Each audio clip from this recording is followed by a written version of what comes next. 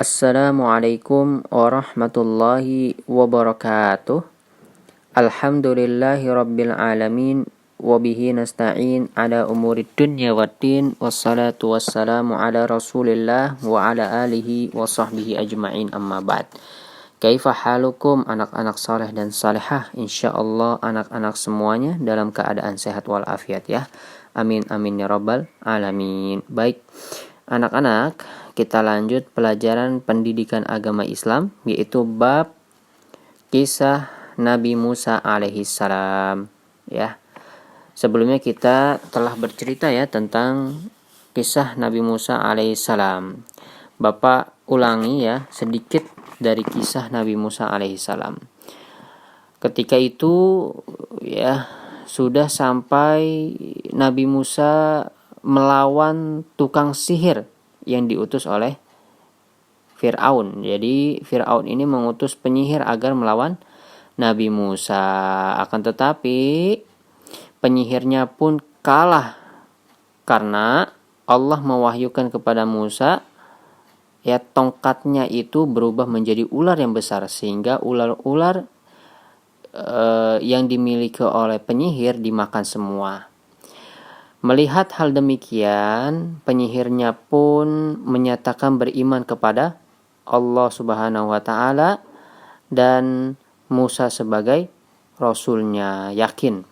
Fir'aun pun bertambah marah kepada penyihir tersebut karena penyihirnya beriman kepada Allah dan meyakini bahwa Musa adalah rasulnya. Fir'aun pun murka dan marah, sehingga Fir'aun pun menghukum para penyihir dengan disalib. Fir'aun mengejar Nabi Musa dan pengikutnya. Anak-anak, semakin hari Fir'aun pun semakin kejam terhadap siapa saja yang beriman kepada Musa. Fir'aun geram.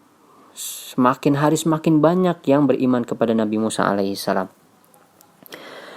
Nabi Musa alaihissalam ya memutuskan untuk mengajak kaumnya yang beriman kepadanya untuk meninggalkan Mesir, karena Mesir itu kekuasaannya Fir'aun ya. Fir'aun mendengar hal tersebut tidak tinggal diam. Fir'aun pun dan pasukannya mengejar Nabi Musa alaihissalam dan para pengikutnya sehingga sesampai ke tepian Laut Merah ya. Terdesaklah para tentara, para pengikut Nabi Musa alaihissalam. Pada saat itulah datang pertolongan Allah Subhanahu wa taala. Allah memerintahkan, Allah mewahyukan kepada Nabi Musa agar memukul tongkatnya ke lautan. Ya, karena sudah terdesak, tidak bisa kemana-mana lagi. Mau ke kiri salah, mau ke kanan salah, mau ke belakang lautan, ke depan musuh Fir'aun. Maka Allah mewahyukan kepada Nabi Musa agar memukul tongkatnya ke lautan. Seketika Laut Merah pun menjadi terbelah. Ya. Kemudian setelah melihat itu, Nabi Musa dan para pengikutnya berjalan melewati lautan yang sudah terbelah tersebut. Ya. Nah, Nabi Musa alaihissalam lebih dahulu sampai ke seberang lautan ya dengan selamat, alhamdulillah dengan selamat, dan para pengikutnya selamat. Sementara itu Fir'aun dan tentaranya terus mengejar dan mengejar. Karena Fir'aun itu sangat kesal ya dengan Nabi Musa, terus dikejar. Ketika sesampai di tengah jalan, tiba-tiba air laut menutup kembali. Dan Fir'aun pun dan bala tentaranya digulung ombak dan meninggal, mati semua ya. Sesaat sebelum Fir'aun tenggelam Fir'aun tenggelam, Fir'aun pun menyatakan beriman kepada Allah Subhanahu wa ta'ala. Akan tetapi Allah tidak menerima taubat Fir'aun karena ia sudah dalam keadaan sekarat. Fir'aun akhirnya mati dalam keadaan kafir. Orang yang kafir matinya masuk ke dalam neraka ya, karena tidak beriman kepada Allah. Kekal abadi di dalam neraka karena dia kafir. Allah menyelamatkan jasad Fir'aun untuk dijadikan pelajaran di kemudian hari. Ya, jasad Fir'aun ini masih utuh ya sampai sekarang.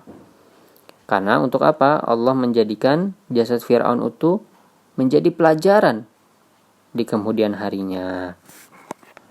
Maka mukjizat yang diberikan oleh Allah Subhanahu wa taala kepada Nabi Musa berupa tongkat yang dapat berubah menjadi ular ya. Pelajaran dari kisah Nabi Musa yang dapat kita petik ya.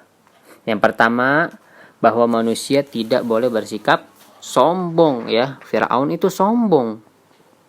Yang kedua, kita dilarang membangga-banggakan suku atau keturunan. Yang ketiga, orang yang paling mulia di sisi Allah ialah yang paling bertakwa. Barakallahu fikum anak-anak soleh dan soleha. Apabila ada kata-kata Bapak yang kurang baik dan kurang tepat, maka itu dari Bapak pribadi dan dari syaitan. Bapak minta maaf sebesar-besarnya. Bila ada benarnya maka dari Allah Subhanahu wa taala. Billahi fi sabilil haq fastabiqul khairat. Wassalamualaikum warahmatullahi wabarakatuh.